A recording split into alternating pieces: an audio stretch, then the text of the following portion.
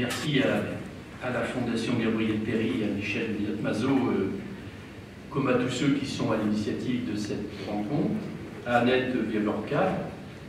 Dans les travaux de qui je puise depuis des années, Michel y fait référence, et encore dans son dernier livre qui est paru très récemment, comme dans ses interventions à la radio, qui ont été riches pendant la dernière période, dans lesquelles je puise des connaissances, je ne vais pas dire mes connaissances, mais beaucoup de connaissances qui me servent dans mon travail, des connaissances et des réflexions.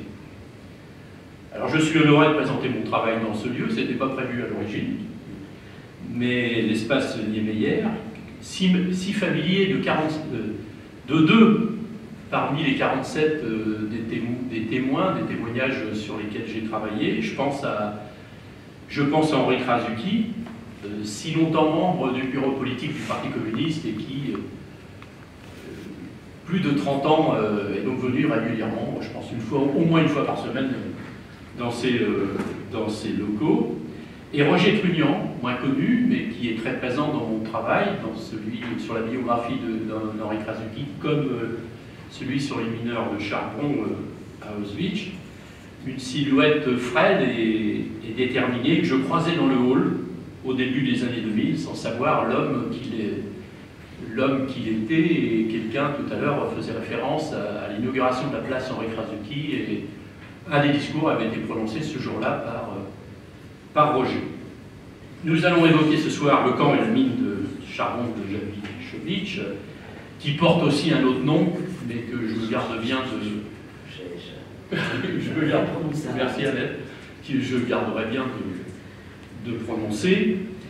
Mon travail a constitué à la réalisation d'un puzzle, rien de nouveau, dont manquent de nombreuses pièces, pour tenter de constituer une image d'ensemble cohérente et là encore de tenter de cerner la vérité d'aussi près que possible.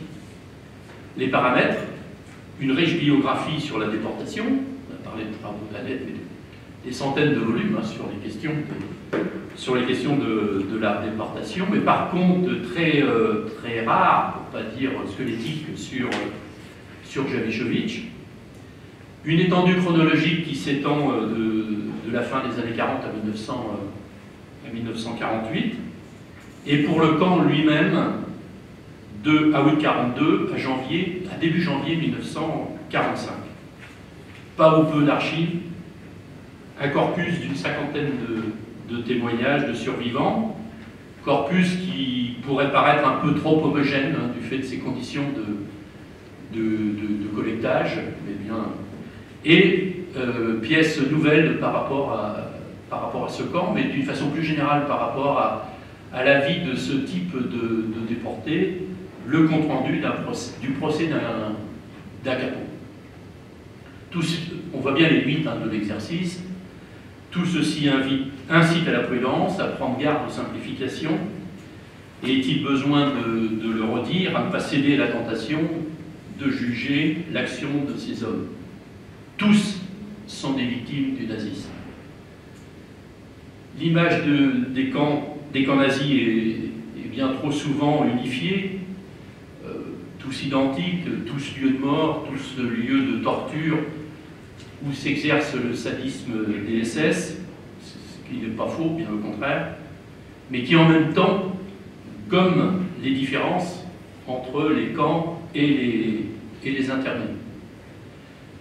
Ce camp est une petite partie du complexe d'Auschwitz, n'est pas à confondre, même s'il y est intimement lié par la mort, avec le centre de mise à mort de Birkenau, Auschwitz II, où furent assassinés 1 million d'hommes, femmes et enfants juifs, et 20 000 Tziganes.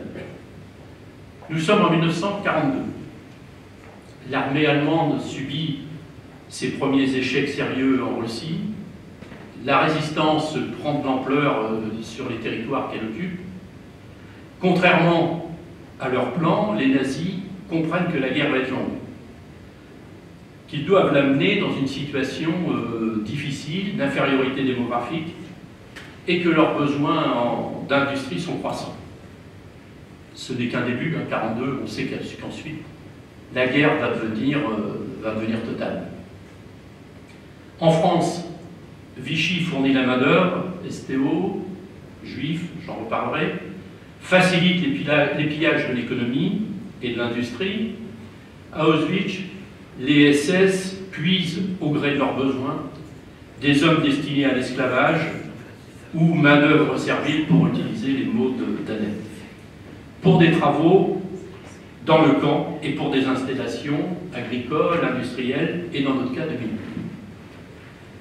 C'est dans ce contexte qu'est construit le camp de Javichowicz, qui n'existait pas. Il sort de terre en août 1942 pour fournir des mineurs au groupe Hermann Göring en vue d'exploiter ces mines de charbon qui se sont trouvées annexées au Reich. 6000 déportés vont y transiter, dont environ 700 venus de France.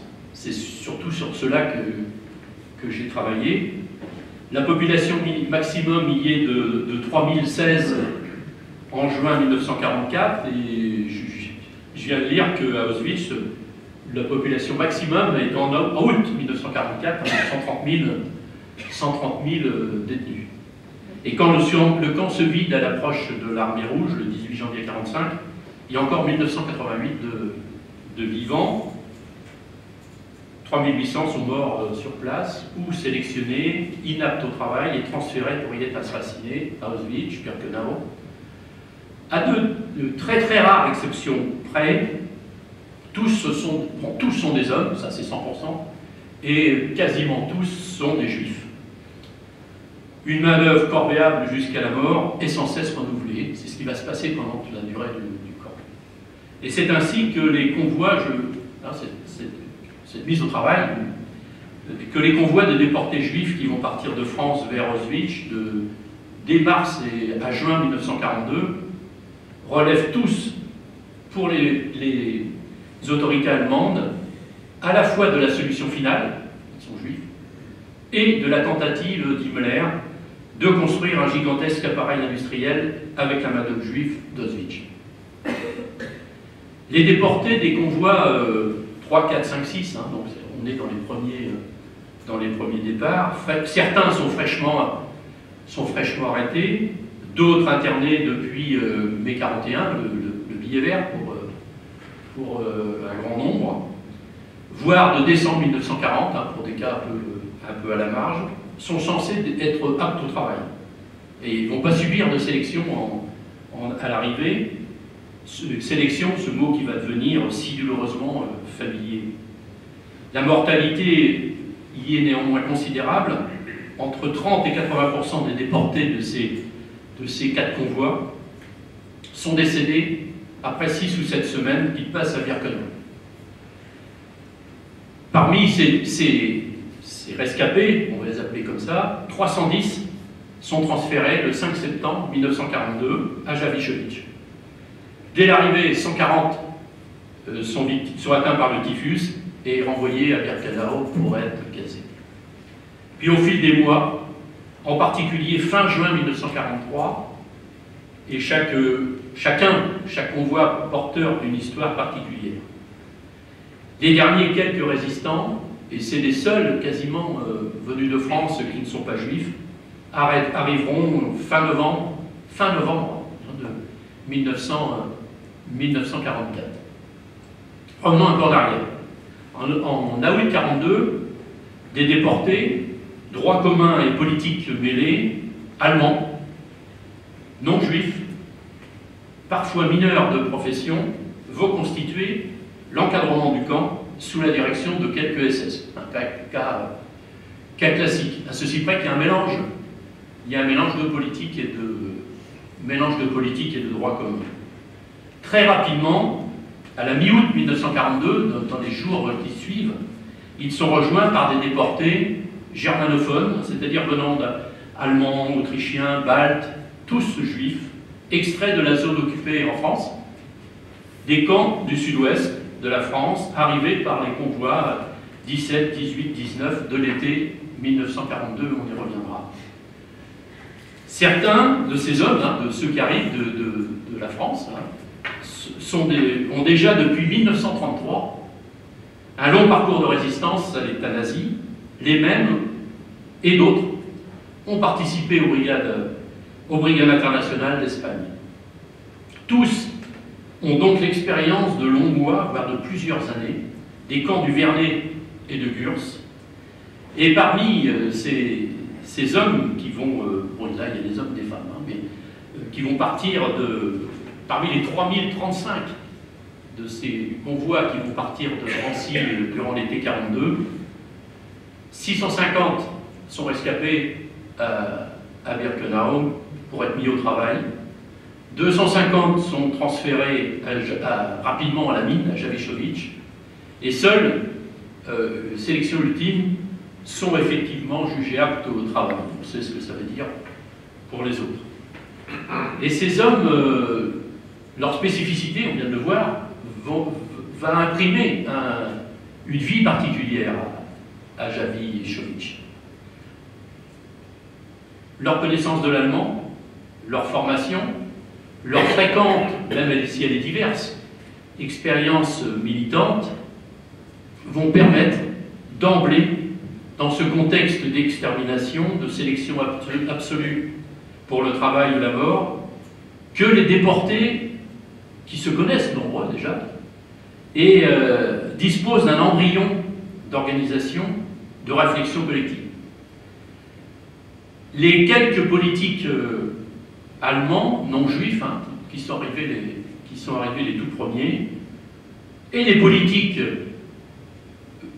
alors politiques, il n'y a pas que des politiques, mais je vais les appeler politiques, parce que ils étaient des antifascistes, ils ont été dans les camps du Vernet, de Gurs, et s'ils n'étaient pas inscrits dans un parti au départ, ils se sont constitués en hommes politiques.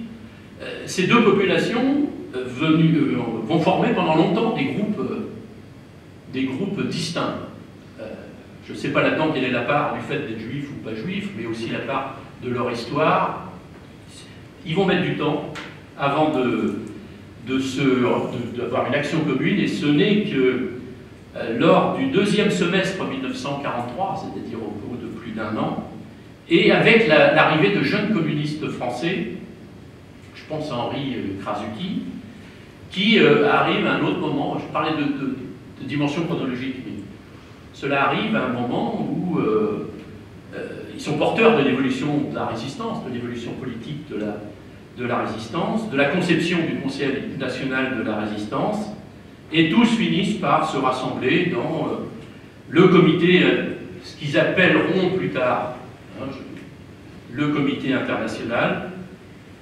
Et c'est vrai qu'avec le recul, les moyens de comparaison avec ce qui se passe dans d'autres camps, et en particulier celui qu'on connaît le mieux de Buchenwald, mais je vais dire que les conceptions d'abord en resteront différentes, et ce comité n'aura jamais la même ampleur qu'il a eu à Buchenwald. Dans la mine, chaque minier, puisqu'ils sont là pour sortir du charbon, chaque déporté se trouve affecté à un mineur professionnel, parce que cette mine existait déjà, il y avait déjà des mineurs, et d'ailleurs ils en ont fait revenir un petit peu dans d'autres régions de Pologne, donc que je vais appeler un mineur civil polonais. Et qu'il soit civil ou déporté, c'est-à-dire déporté devenu mineur malgré lui, chacun est tenu par la direction de la mine au même rendement. Les déportés de leur côté ne sont pas préparés à exercer ce métier-là, on s'en doute bien, l'un des plus pénibles et les plus dangereux qui soient. S'ils ont été, entre guillemets, sélectionnés pour leur apparente robustesse toute relative et qui va ne se faire que de se dégrader au fil des mois, par la sous-alimentation, on va assister à la réduction constante de leur capacité physique. À cela va s'ajouter le manque de matériel, de pièces de rechange. Dans une mine, il y a quand même beaucoup de matériel. Puis, surtout à partir de 1944, le début d'action de sabotage, plus ou moins réussis. Tout ça, réuni, va apporter des obstacles au rendement, entre guillemets, au rendement imposé par la direction de la mine. Alors il est évident que le mineur civil polonais, qui doit déjà peiner pour gagner sa croûte, son salaire, va pas apprécier de devoir subir en plus, de devoir en faire plus, pardon, pour maintenir le rendement qui est exigé par la direction de la mine, et devoir pour cela compenser le travail qu'arrive pas à faire le déporté, d'autant que c'est un juif, qui n'est pas fait pour arranger les relations. Et la seule considération que ces mineurs polonais, civils, puissent avoir est donc d'ordre, dans un premier temps, et ça sera toujours comme ça, d'ordre professionnel. En gros, est-ce que vous êtes capable ou pas de faire le boulot, de sortir le tonnage de charbon pour que moi, je fais mon travail dans de bonnes conditions. Et là, on a un phénomène qui, pour moi, était qui était nouveau, parce que je ne l'ai pas retrouvé dans d'autres témoignages du même type, c'est que l'expérience militante de ces premiers arrivés dans le camp va leur dicter la conduite à tenir. Il n'y a pas d'autre choix que de gagner l'estime et la confiance des mineurs polonais, puisqu'on est contraint de travailler avec eux. Et c'est ainsi que les déportés vont être amenés, et le collectif qui a un semblant d'autorité, ne est pas juste, mais d'influence, les inciter à faire tout leur possible pour atteindre les objectifs de rendement.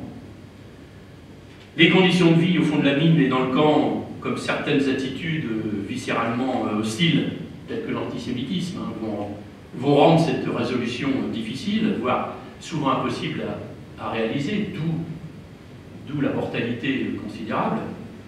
Il n'en demeurera pas moins qu'elle reste constamment présente, et elle ne sera d'ailleurs pas sans effet sur des liens entre déportés et mineurs civils qui vont permettre d'assurer la survie d'un certain nombre, et certains témoignant encore dans les années 80. Si je suis encore vivant, c'est grâce aux tartines de Saint-Loup de ce mineur. Alors l'essentiel est bien entendu le travail au fond de la mine, l'extraction du charbon, mais il y a aussi la vie au camp, tout ce qui s'y rapporte.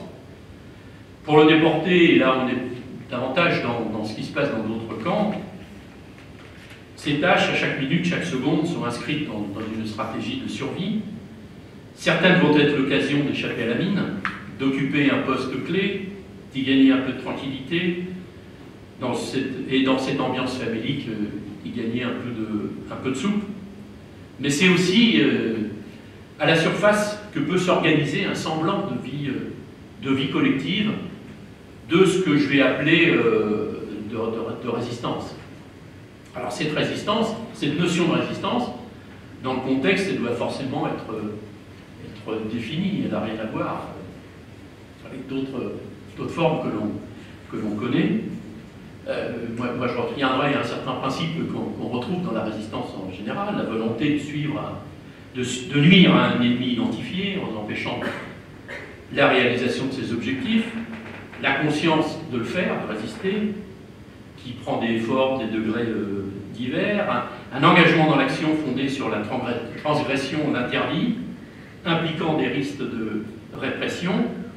Et c'est vrai que là, il y a des limites poreuses entre la chronologie, entre les individus, entre les événements, entre une forme d'action déterminée, mais aussi plus qui se relève de mouvements composés de populations plus larges, qui mènent particulièrement dans notre cas des actes de solidarité qui peuvent être isolés, mais qui s'inscrivent au nom qui ne sont pas uniquement de l'amitié, mais qui s'inscrivent au nom d'un collectif.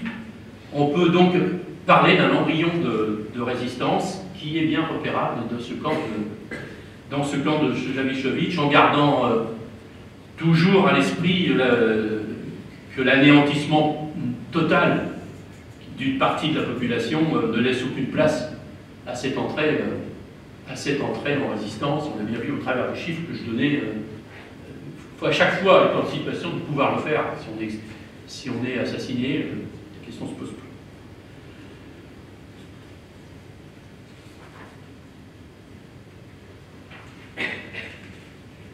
Alors, autre point qui relève de la survie, qui relève de la résistance, ce sont les tentatives d'évasion, en particulier des tentatives qui sont clairement identifiées par des historiens, par des archives, et dans quelques rares exemples par des témoignages, dont une sur laquelle j'ai travaillé particulièrement, parce que là, il y avait à la fois les témoignages et les archives, c'est la tentative de creusement d'un tunnel pour sortir par un tunnel et rejoindre la résistance polonaise, et qui est bien documenté par le procès d'un capot en 1948. Et ce procès montrera à l'évidence, on a des témoignages, on parle avec Annette de témoignages qui étaient tout chauds, qui viennent dont on parle actuellement, mais ces témoignages-là sont donc de 1948, c'est encore très frais, montre à l'évidence la diversité des situations, donc des perceptions, et qui, pour ceux qui seraient tentés de raisonner autrement, qui contredit totalement l'image rose ou noire, ou celle du parfait salaud ou du parfait héros qu'on pourrait rencontrer dans cette population. Parce que le premier objectif de la résistance a été son organisation même, son but de lutter contre des conditions inhumaines et des mauvais traitements, et combattre, et on sait ce que ça veut dire, ceux qui s'en font les instruments. Sauver des vies est le premier objectif, et dans un tract en yiddish distribué, c'est pas dans quelles conditions exactes, mais à Paris, le 10 juillet 1942, à la veille de la rafle du Veldiv, les communistes écrivaient, j'ouvre les guillemets, « Chaque juif libre et vivant est une victoire contre notre ennemi », et on peut dire que ça s'applique une fois arrivé dans le camp.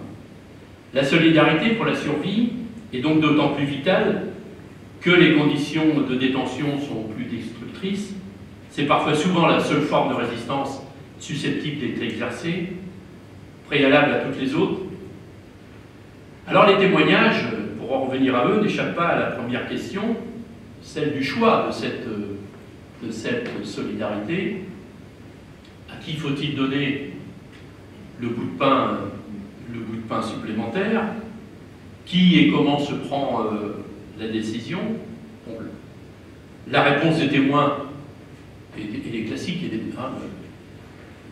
quelques-uns à la marge ne sont pas trop contents les choses, la façon dont les choses ont pu se passer. Néanmoins, la grande masse dit, bon, eux ils sont venus de toute façon sauver ceux qui peuvent en sauver d'autres. Je ferme les guillemets. Dans cette immensité de souffrance, certains vont réussir à s'aménager de modestes oasis, des instants où la vraie vie va reprendre ses droits, et ça va se faire, alors avec bien sûr, c'est pas un mouvement linéaire au fil du temps, mais c'est quand même une tendance lourde que les conditions vont finir par s'améliorer en 1944, en particulier. Je vais dire que la prédominance pour les SS du besoin de sortir du charbon prend le dessus sur la volonté de constamment martyriser ceux qui sont encore aptes au travail, puisqu'ils sont pris dans la contradiction, la condition permanente. Et bon, les exemples qu'on a où les choses se détendent, c'est à partir de la fin de l'année 1943, puisque c'est l'exemple qui a déjà été cité dans plusieurs reprises, soit à la télévision, soit dans les témoignages d'Henri Krasuki, par exemple, de Roger Trugnan, dont je parlais tout à l'heure, jeune résistant MOI parisien qui improvise une causerie sur Molière au moment à Noël, sur cette volonté de manger la gamelle ensemble, au lieu de partir chacun dans son côté. Et c'est Henri Krasuki qui siffle hein, ce fameux extrait de la 7e symphonie de Beethoven. La volonté qui est rappelée hein, dans tous les témoignages des années 80, je ne parle pas de ceux du moment du procès du Capot, c'est toujours avec leurs mots, bien entendu, apparaître comme des êtres humains, libres et disciplinés, avec les liens, et puis ceux quand on prend un peu de recul, c'est participer, maintenir ainsi la construction de son identité individuelle et collective.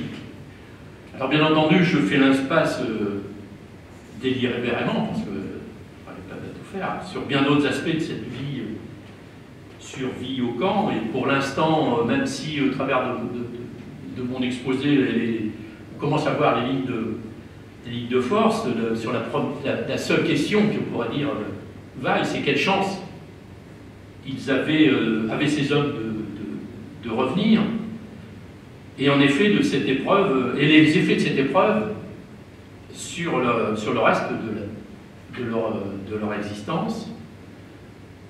J'ai tenté de faire hein, la question du reste de l'existence. Mais bon, c'est par manque d'outils, pour répondre à cette question. Ils étaient au moment de la grande vague de témoignages des débuts des années 80, qui est paru dans un livre hein, de l'AFMA. Ils étaient dispersés, certains en Israël, d'autres en France. Enfin bon, et ceux de RDA n'avaient pas pu se déplacer pour témoigner, donc je n'ai pas pu travailler sur leur avenir, on va dire. Hein. Et quand ces hommes, on peut dire, mais ça c'est très général en fait, hein, quand ces hommes rentrent, la vie continue, elle doit continuer, ils sont mûris par une expérience, par des circonstances exceptionnelles. Si l'expérience est affreuse, ils ont appris la complexité et la réalité des hommes, et beaucoup l'évoquent dans leur témoignage, pour eux, avec des mots différents, mais c'est une école, et je peux dire qu'on le retrouve un peu dans la vie de Krasuki, c'est une école contre le sectarisme.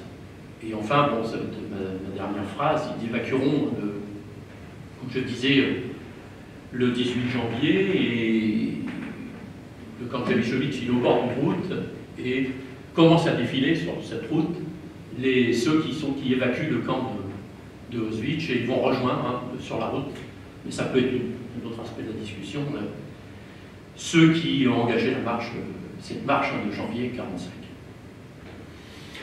Merci Christian. Merci.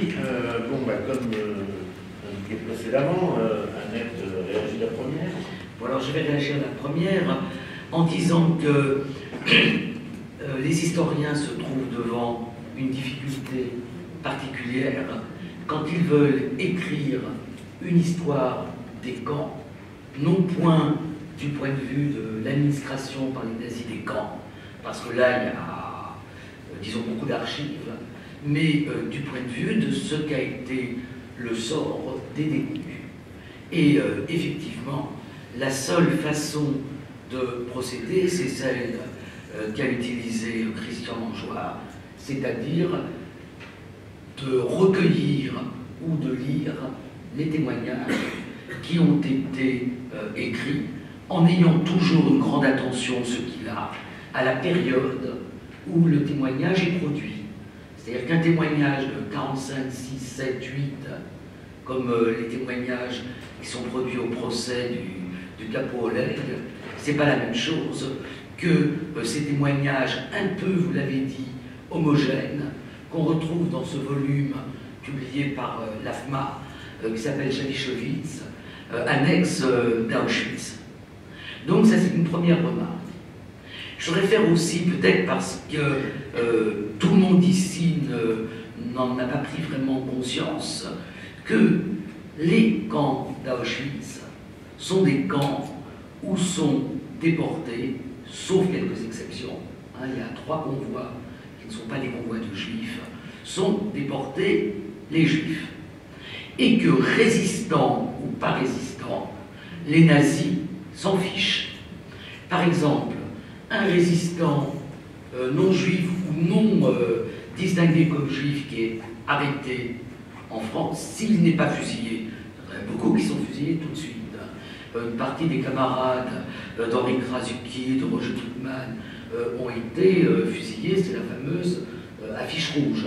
Donc s'ils ne sont pas fusillés tout de suite, juifs ou pas juifs, ils sont déportés par un circuit qui est le camp de Compiègne et ensuite les autres camps, Brunwald, Mauthausen, Dachau. Donc les camps qu'une rescapée a appelé les camps ordinaires. Donc à Auschwitz, on n'a que des juifs.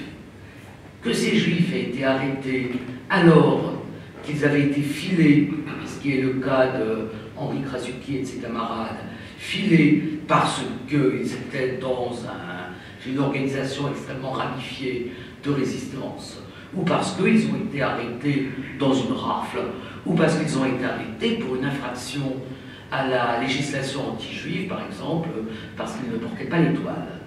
Donc ils suivent tous le même circuit, qui sont un camp d'internement, et de là, soit une déportation à partir du camp d'internement.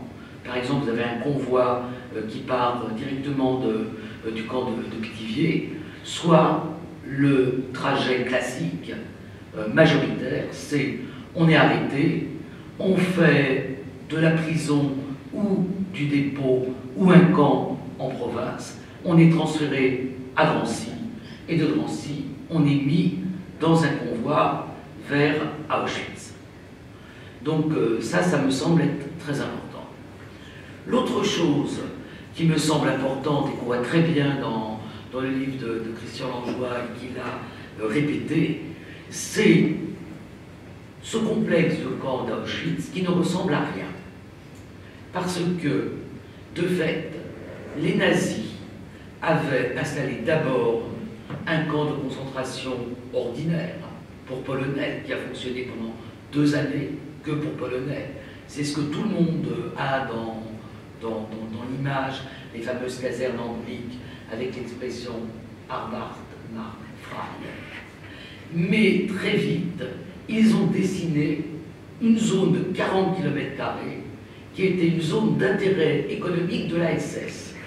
Car toute la zone de Haute-Silésie, qui est un bassin minier, toute cette zone de Haute-Silésie, qui au cours de l'histoire s'est baladée entre l'Autriche-Hongrie et la Pologne, était destinée à devenir une zone de colonisation, de germanisation à l'Est. Donc, la ville d'Oswiecim, la ville d'Auschwitz, devenait une ville nazie. Hein, on a repercé des grandes rues pour faire une architecture moderne. Et on a soit utilisé des installations liées à l'industrie qui existaient déjà, soit on a construit d'autres installations, dont celle dont Christian parle dans son livre, qui est cette énorme usine chimique construite par les détenus, qui est l'usine de Ligefarben à Monowitz. Et il y a des mines. Ces mines, c'est Javichowicz, c'est Jaworzny, c'est Janina Gruber. Donc vous avez des mines, et quand vous allez maintenant, si vous allez à Auschwitz pour faire une visite du camp, je ne sais pas si vous l'avez fait, voilà, il y a quelque chose qui est absolument poignant et même un peu étouffant. C'est que dès que vous prenez l'avion à Cracovie habituellement, et à Cracovie vous prenez un moyen de locomotion qui vous emmène jusqu'à Oswiecim, soit l'autocar, soit une voiture. Et là, toute la toponymie, c'est des commandos. Vous passez par Bobrek, c'est là qu'il y avait l'usine Siemens où travaillait Simone Weil. Vous voyez indiqué Janina Gruber, vous savez que Janina Gruber avait travaillé Roger Perelman. Et quand vous voyez indiqué Janischowitz avec le petit dessin qui indique que c'est une mine, il y a un petit logo qui indique que c'est une mine en fonctionnement, eh bien vous pensez à Henri Krasuki, à Sam Radzaski, à Roger Truman, ou à quelqu'un dont le témoignage a été publié très peu de temps, qui lui était un juif salonicien, donc le pauvre. Salonicien, ça veut dire qu'il ne parlait pas yiddish, donc il ne comprenait pas l'allemand. C'est quand même une proximité. Tous ces juifs qui parlent allemand, en fait, ils ne parlent pas le Hochdeutsch, hein, ils parlent yiddish, et ce yiddish leur permet l'intercompréhension avec les Allemands. Donc Maurice Ben-Roubi, qui lui se plaint tout le long de son témoignage qu'il est mis à l'écart par les juifs Ashkénazes, parce que les Saloniciens, ils parlent pas yiddish, c'est pas leur repas. Donc je crois qu'il faut avoir ça en tête. Alors la deuxième chose, c'est sur la notion de résistance. Alors, moi je suis plus retenu sur cette question de résistance. Pourquoi? Parce que la marge de manœuvre qui est laissée aux personnes qui ont cette chance, entre guillemets, d'entrer dans le camp, c'est-à-dire qu'ils ne sont pas immédiatement emmenés, comme on dit dans le jargon, des déportés au gaz. Ça a été le cas, par exemple, d'Isaac Krasuki, du père d'Henri Krasuki, qui a été immédiatement gazé, et d'autres de ce groupe. Donc, ceux-là, ils rentrent. D'abord, ils ne rentrent pas en groupe, c'est-à-dire que les hommes et les femmes sont séparés. Ce groupe de résistants était un groupe mixte, hein, il y avait aussi des femmes, et qu'ensuite ils vont se retrouver séparés, les uns à un endroit, les autres à un autre endroit. Ce que disent tous les déportés, en revanche, c'est l'importance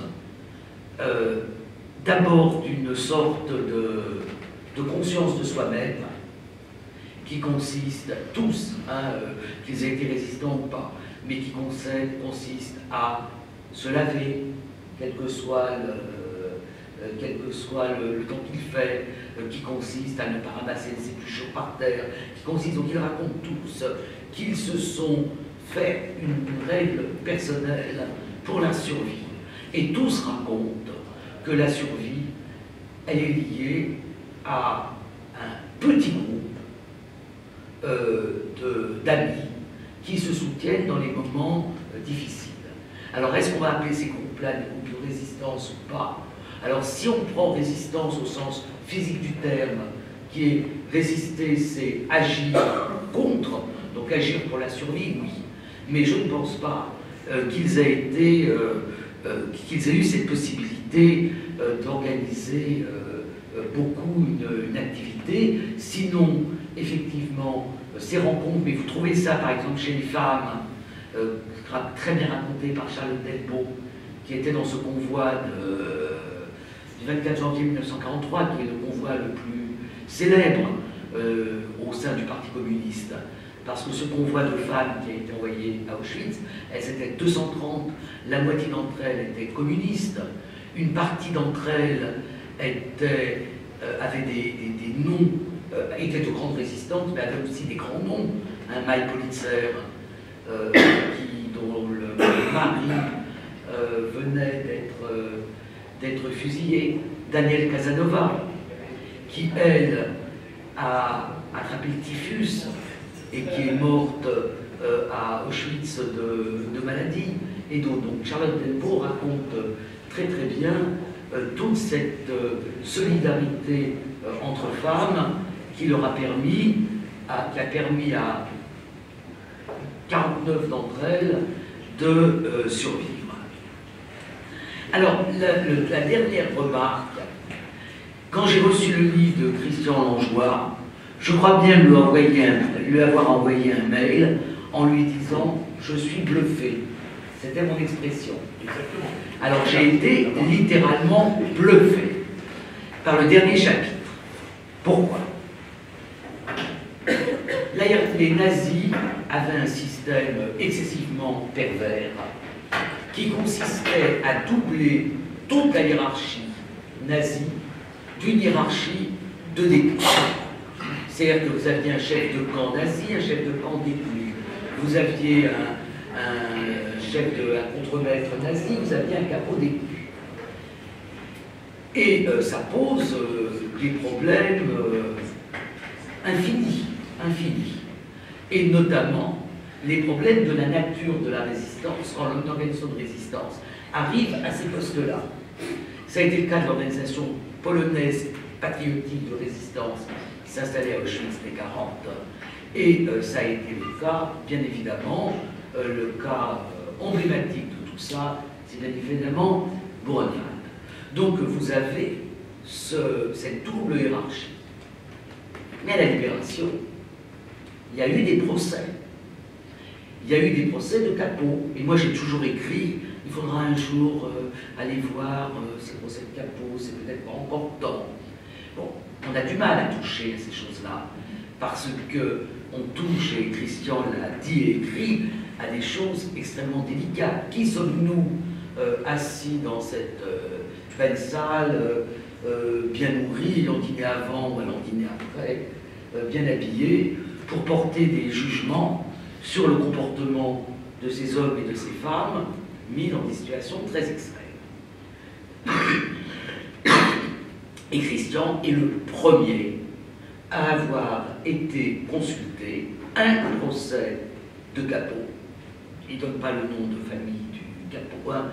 Tu ne le donnes pas dans ton livre. Non. Tu sais, mais juste le prénom. Et ce sont des procès qui ont été faits devant la justice militaire. Alors, moi, j'ai une question à lui poser. C'est, comment il a été mis sur la trace? C'est ma première question. Comment as-tu été mis sur la trace de ce procès de Capot? Deuxièmement, comment as-tu eu l'autorisation d'aller consulter ce procès? Et dans quelles conditions? Moi, je suis allé à plusieurs reprises au Blanc. J'avais été regarder le procès des gendarmes qui gardaient le camp de Drancy.